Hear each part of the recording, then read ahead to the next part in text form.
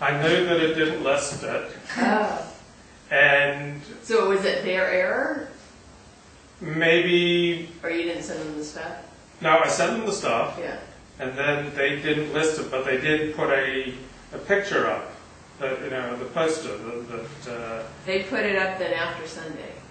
no, it was up, it was on the front page. It was this fat chick in a wedding dress with Eroticized Rage on it. But they never listed February 3rd, Luke Ford performing Eroticized Rage. Right. And so everyone's asking me, hey, how come it's not up there on the front page? And Because I didn't see anything. So. And I could have chosen to email the guy and say, hey, how come my thing's not up there? And I'm not the person who typically bugs people about things like that. So I just let it roll.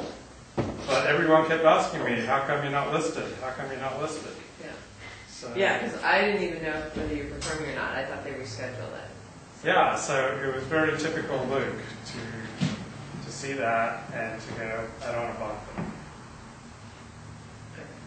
Because I felt grateful just to have the place. Yeah. Even though it was Super Bowl Sunday, I was just grateful for the opportunity. Sure. And so I sent them the information and they didn't choose to list it. Like, what if they said, well, it's a little too risque or too controversial, we didn't want to put the title. That might have been painful to hear. Maybe They would that's have why I told you didn't. that when they booked you. Yeah, well, the guy was excited about my topic, so. Okay. So when I stepped on stage, I felt humiliation because only 3 people showed up. But more than humiliation, I felt absolute dread because on my way to my performance, my van died. And I felt absolute dread because I knew the financial disaster that just lay ahead of me. And I know what a money pit my van has been. I've probably spent $1,000 a year on repairs to my van for the last 12 years. And that's like absolutely humiliating. Because everyone tells me it's a money pit, get rid of it, it's a money pit, get rid of it. But I always think, well, I think I've gotten everything taken care of now. Now, if this would just get me through.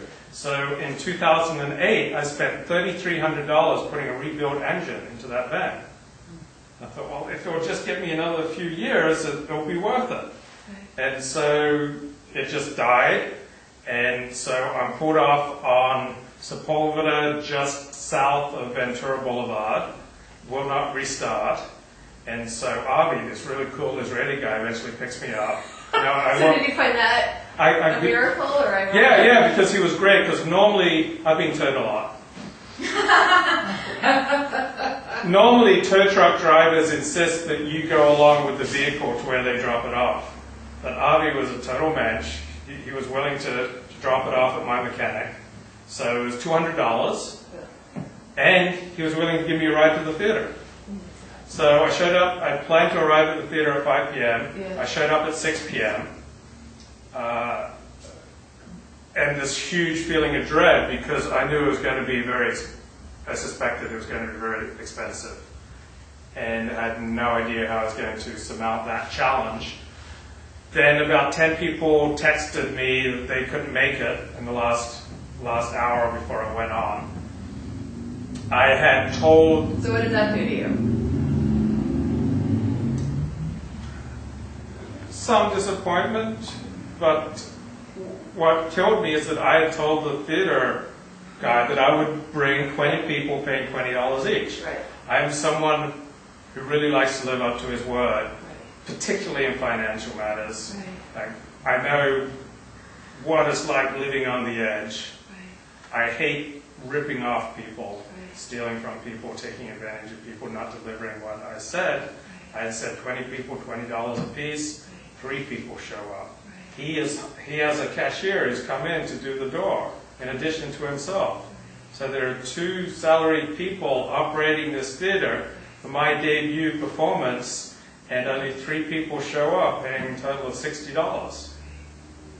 So I feel bad. I feel like a lowlife that I've I did not live up to what I said I would deliver. Even though some people let you down. Yeah, but I felt bad. But you feel responsible. I felt responsible, but more than anything, I feel absolute dread about my financial prospects. When I quit writing on the porn industry in October 2007, I had $6,000 in the bank and no credit card debt. So since then, as I've retrained to become an Alexander Technique teacher, I am now $45,000 in credit card debt. I have a minimum of $1,200 of payments every month. I have $10,000 in other debt. I have borrowed about $20,000 from my parents. I owe my brother $6,000, and I owe my sister $1,300, and I have a very painful $1,000 debt that I'm not going to name. So I've accumulated all these debts in the last 5.5 years.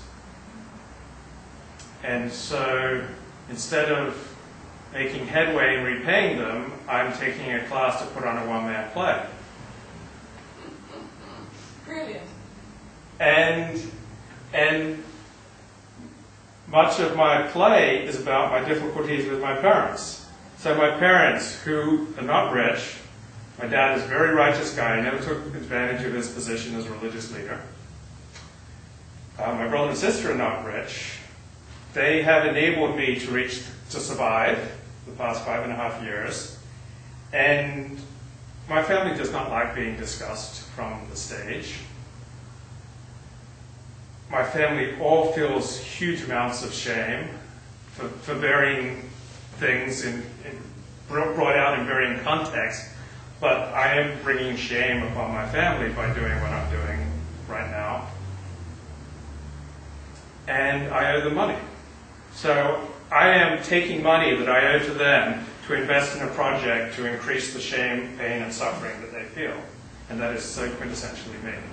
And I'm doing that because I believe to the very core of my being that I'm really good. I'm not yet really good at my one-man play, but I have zero doubt that within 5 performances, I will be quite good. So, because of that confidence, I feel like I can break the ordinary moral rules that should shape how we interact with each other. I feel like I can cause pain to my family because I have something important to say.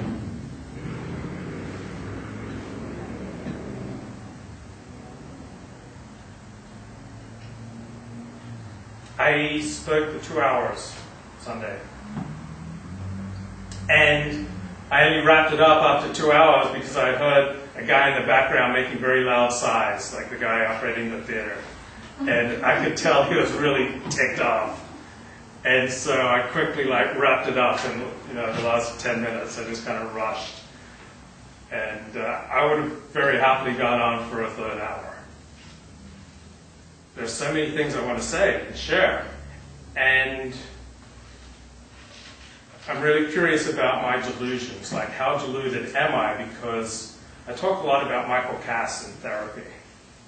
I tell my therapist, I'm a genius, but Michael Cass is really good.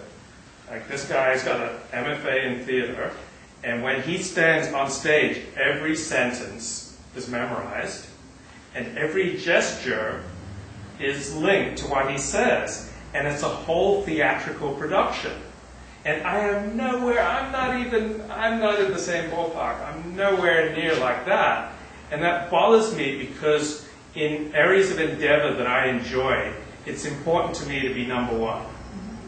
So I'm coming into class every week, and I'm seeing Michael Cass is number one. And it's bothering me because I think I should be number one. And so I'm trying to figure out how can I be greater than Michael Cass. And so I'm telling myself, well, I'll be more raw. Like, Michael is really honed. Like, everything is rehearsed and practiced and theatrical. So I'm going to be the opposite of Michael Cass. I'm going to be really raw and really vulnerable, and every performance is going to be different. So I step on stage feeling humiliation, but more than that, dread. 3 people in the audience, and I start my play off with a dance. Mashiach, Mashiach, Mashiach. And it's not working. It is not working.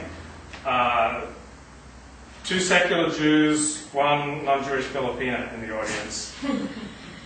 And so I start explaining the Messiah, so I kind of, on the fly, I'm changing my dance from Mashiach to Messiah, and then I go into something that You know it's not working because of their expressions? I just know it's not working. I just know it's not working. It's not a matter of cognitive thought. I just feel this is not working. And I'm pushing, and I'm forcing, and I'm speaking too rapidly, and I'm feeling strain and tension in my throat, which is particularly embarrassing for an Alexander Technique teacher. And I'm improvising on the fly why I'm doing the Mashiach dance. I'm suddenly talking about the Messiah and how the redemption will come and our brokenness will be healed, and had no intentions nor practice to go in that direction, but I feel like I have to explain why I'm doing something that doesn't work.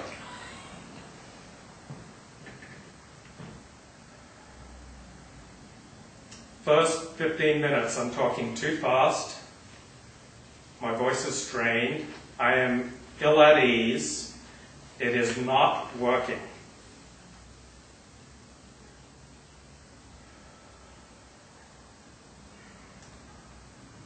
Some feeling of panic now is mixing with the humiliation and the dread. So, about 15 minutes in, I'm able to slow it down and experience a moment. I don't even remember what that is, but 15 minutes in, it changes. So from 15 minutes in through the rest of the play, I would say I'm emotionally connected maybe 25, 33% of the time. So there are moments in what I'm doing that work. And I experience them work. Oh, and I hear everyone laughing.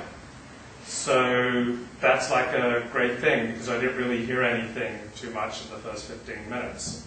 So I'm getting reactions from the audience, including from the non-Jewish woman.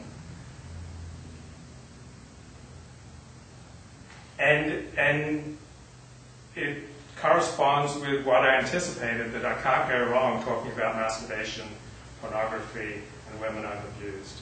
I mean, I know I can, just the more detail I can go into in those areas, it's always just going to work. Like, people just love that. People love to hear stories of me manipulating women and me masturbating to pornography. It's just a real crowd pleaser. So I feel total confidence in my ability to stand up and talk about pornography. You think women would enjoy hearing that? Oh yeah, she was laughing. She was like getting a kick out of it. She was like, ah! It was like, oh yeah. So I mean, there are definitely things that work. Like when all else fails, talk about how I manipulated women while trying to be ethical. And so those moments where I was able to go into women telling me, well, my therapist thinks that you're exploiting me. And then she says, and my parents don't like you, and my friends don't like you, and so I want you to move out. And then I say, can I borrow $500? Everyone loves that. It's a crowd pleaser. Because I was living out of my car prior to living with her, and my car was broken, and so I needed to get it fixed. And so I went in for the $500 loan. So what saved me, one of the things that saved my play Sunday night, is that I have a passion for talking about addiction, sex addiction, eroticized rage, emotional disconnection, how the level of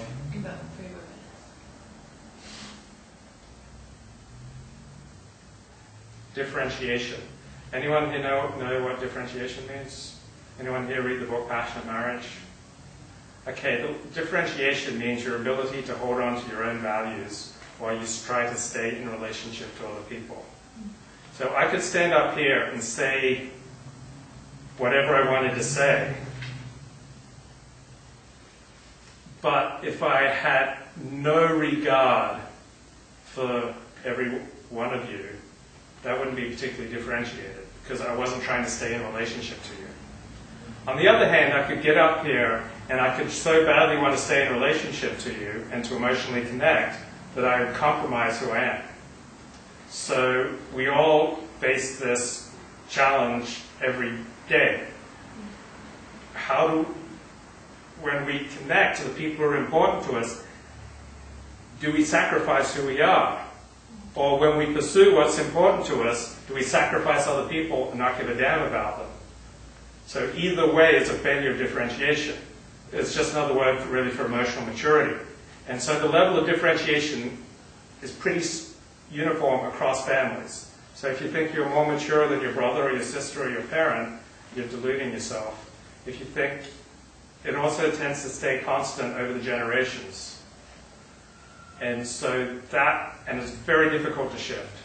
Very difficult to shift your level of differentiation. How much tension that you can live with in a relationship before you act out to either end the relationship or end who you really are to try to keep the relationship going. So this is just like a huge challenge. This is kind of how this unlocks life to me. So much of life to me is explained by the struggle to stay true to yourself and to stay true in relating to the people who are important to you. And I'm fascinated by that topic. I'm fascinated by emotional addictions, and I believe that they can be overcome. And so if I'd shown up to the theater, wounded, I still would have gone on stage to talk about this because I'm passionate about it. And that's what saves me from my dread, my humiliation. So that's a big epiphany. So we're at a time, but there was never a point with all the disasters or when your car broke down that you weren't going to... There was never a point where I was not going to perform. You're that motivated that no matter what, you're going to go through. And that you know how much you can rely on yourself. Yeah. Okay. So, do you want feedback? Sure, I love feedback. Okay. The typical. Okay. I'm just amazed how you can handle all that you're going through with such grace and confidence. I can't. I having debt. I can't imagine what that would be like. And you can say the word dread and humiliation, and those are usually words that stop people, but you keep going. So I'm taken in by that, and that if you're aware of that, any awareness of that you have, because I know you have a pretty keen awareness of yourself, and you can intellectualize a lot of it, which I'm also fascinated by. Yeah. I think it's great that you did a show on Sunday night. Thanks. I think it's awesome. It's really great. And that it was more heroic that, everything that could have gone wrong went wrong. And so every actor has had their nightmare story. So you're in the club now. And that no matter what, nothing will throw you, that you still can do it. Yeah, especially after your car breaking down and then getting there and just doing a show. It's like, damn. I'm interested in the cycles you are, like the debt and the different things that have been sad for you. How's this one person show going to be? Is this going to be a success? Is this going to be the happy story? Or is this going to be part of the history? And how do you fight that? How do you battle that history, that weight that I never, like it's a success? Or how do you achieve success? So that's what you want to hear more about. I'm So sorry. that's what grabbed you. Yeah, when I was listening to a lot of cycles, so what grabbed me is, well, how is this going to be different, this one person show? Right. And then also to ask yourself how you identify with that. We all notice things because of our own prism. So That's true, and I can relate that's to a that. great Yeah. thing for you to be working Right. on. Because that's what it reads to you. That's Right. really, Right. Okay. Any other? Yeah, I'm curious about this Michael Cass asshole. Yeah, he bugs me, man. He bugs me. Sometimes I have a lot of resentment. What an asshole. No, but I'm also, I'm because we notice things that we think about. Like worried about debt. And when you talk about debt, like, I'm fascinated. It's not an insignificant amount of money that you owe to various entities and people, and I want to know more about how that accrued. Like, was it done with malice of forethought? Was it done with things like this, like Jack was saying, like, oh, I'm going to do a one-person show. This is a great idea because I'm going to be good at it, and then that's another $2,400 of debt. Yeah. Okay, well, I'm going to add that to the tally and move on to the next thing. Yeah. I'm curious, is it that, or is it I want to enroll an Alexander technique class? Yeah. It's $20,000, right? Fascinated by that, and like also, there's something really compelling when when you talk about the sex and the taking advantage of women, but then there's a tension for me between like the response you got from the audience, right? That fed it, but Three. yeah, your audience of 3, but that's if that's your audience, that's the audience, But is that interesting to you because it's interesting to you, or is it interesting to you because it gets a reaction?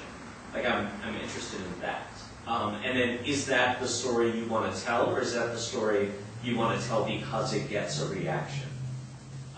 Because it's also, you're also passionate about the differentiation and that stuff, but that's not those stories, really.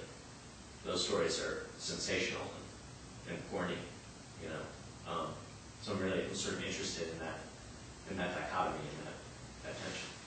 And I think also when you have a greater number of women, you're going to see, because you can't really make assumptions based on one person's reaction, that it was, polling research to get more of the cross-section. And then I just think it's really interesting to apply that, what is it, the differentiation? Differentiation. So you, applying that concept actually to the audience, because I found that analogous. Could you? Everything that you're talking about you're in relationship with Right. the audience. Right.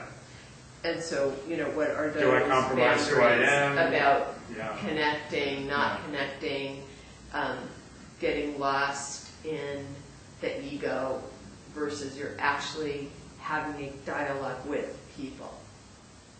They aren't talking back, but they are communicating. Yeah.